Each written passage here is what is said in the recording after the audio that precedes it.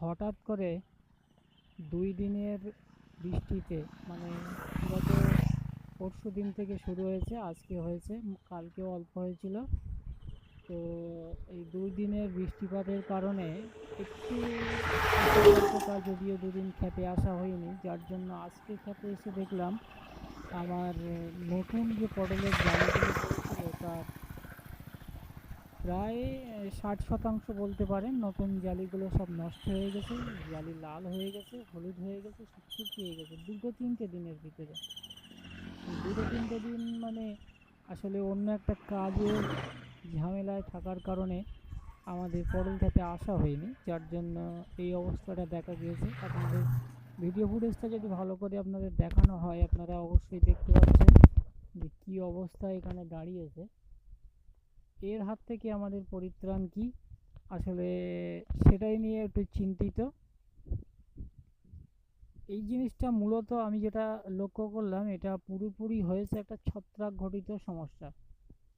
এই ছত্রাকের হাত থেকে বাঁচতে হবে আমাকে। আমি যদি ছত্রাকের হাত থেকে গাছকে প্রোটেকশন দিতে না পারি, পটল গাছকে নিরাপত্তা দিতে না পারি, তাহলে এই যে 40% আছে গাছে এখনও, এই 40% নতুন জালিটাও নষ্ট হয়ে যাবে।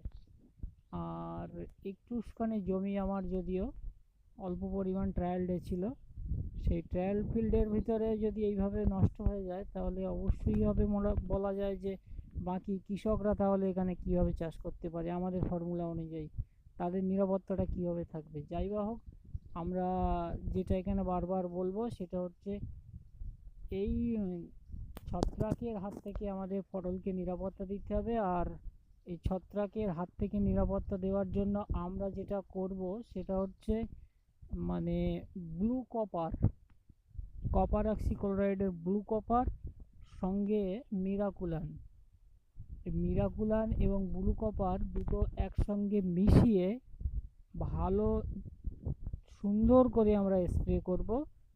আর এর মাত্রা হিসাবে আমরা যেটা ব্যবহার করব সেটা ব্লু কপার প্রতি লিটার পানিতে 2 গ্রাম করে, আর মিরাকুলান প্রতি লিটার পানিতে 1 ml করে।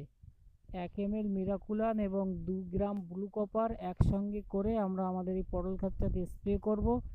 যে সমস্যাটা আপনাদের দেখালাম সেই সমস্যার হাত থেকে যাতে আমরা মুক্তি পেতে পারি। আপনাদের যদি কোনো পটল চাষির এই ধরনের সমস্যা হয়ে থাকেন, তাহলে আপনারাও ব্যবহার করতে পারেন আমাদের সঙ্গে সঙ্গে, যার জন্য অনেকটাই দুশ্চিন্তার মধ্যে থাকা বা দুশ্চিন্তা থেকে পরিত্রাণ পাওয়া ইত্যাদি ইত্যাদি থাকে। আজকের সংক্ষিপ্ত ভিডিও এখানে শেষ করব। অনেক দিন পরে আপনাদের কাছে ভিডিও নিয়ে আসলাম, আসলে অন্য একটা কাজের কারণে আমরা ভিডিও আপলোড করতে পারিনি। শুধু ভিডিও নয়, আমাদের যে ট্রায়াল ফিল্ড ছিল সেই ট্রায়াল ফিল্ডে এসে আমরা নিয়মিত কাজগুলো করতে পারিনি। ট্রায়াল ফিল্ডের অনেক সমস্যা হয়েছে, শুধু পটলের জালি নষ্ট হওয়া নয়, সাথে সাথে মানে আমার বেগুন গাছ ছিল কিছু, সেগুলো ঝড়ে উল্টে গিয়েছে, সেগুলো তুলতে হবে। আগামী ভিডিওতে দেখানোর চেষ্টা করব এবং তার পরিচর্যা পদ্ধতি বলার চেষ্টা করব।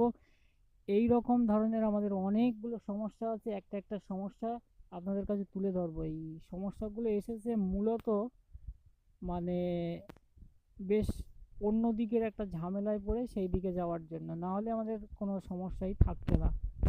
আজকের ভিডিও আপাতত শেষ করছি এখানেই, যদিও আকাশের অবস্থা ভালো না, আমরা স্প্রে করব সেই সূত্রে